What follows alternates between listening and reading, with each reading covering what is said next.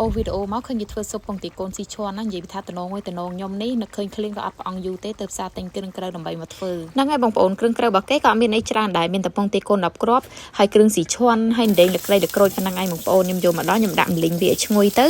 ហើយម្លីងមកស្ទុះមកនេះពណ៌គេឡើងរាងក្រហមអញ្ចឹងណាពណ៌ឡើងរាងក្រហមអញ្ចឹងហើយខ្ញុំក៏បានដាក់ទឹកសុទ្ធចូលតាមបរិមាណពងទាកូនរបស់យើងថ្ងៃនេះខ្ញុំប្រើពងទាកូនតែ10គ្រាប់ទេនេះ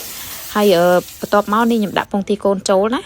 ពងទាកូនហ្នឹងវាឆៅឯណាបងប្អូនខ្ញុំអត់បានស្ងោរឲ្យឆ្អិនស្រេចទេពងទាកូនឆៅខ្ញុំយកមកដល់ខ្ញុំដាក់ជាមួយលីងមួយគ្នាទៅតែពេលវាពុះទៅវាឆ្អិនតែម្ដងអញ្ចឹងណាថែមគ្រឿងក្រៅស្ករបន្តិចប៊ីចេងបន្តិចទឹកត្រីបន្តិចតាមចំណង់ចំណូលចិត្តហើយបន្តមកទៀតបិទក្របទុកមកស្ទុះទៅនេះហើយក្រោយមកស្ទុះទៀតក៏ពុះហើយបងប្អូនអើយនេះខ្ញុំក៏ចាប់ផ្ដើមគោះបំបែកពងទាកូនរបស់យើងណាដើម្បីឲ្យជាតិទឹកស៊ុបស៊ីឈ័នរបស់យើងនឹងចូលជាមួយនឹងពងទារបស់យើងហើយបន្តមកទៀតខ្ញុំក៏បានដាក់ជាមួយនឹង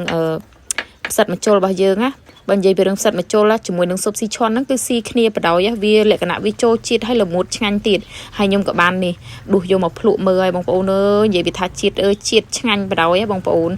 ដែលចង់ធ្វើអីអាចធ្វើតាមខ្ញុំបាននិយាយរួមទៅមុខម្ហូបមួយមុខនេះដែរគឺខ្ញុំធ្វើអស់តែ10000ជាងទេប៉ុន្តែឆ្ងាញ់ពួកឯងនៅផ្ទះខ្ញុំមានគ្រឿងស៊ីឈ័នស្រាប់ហើយបានម្ហូបចេះហើយអត់ភ្លេចទេជាមួយអាយកូឡានិយាយពីថាជាតិ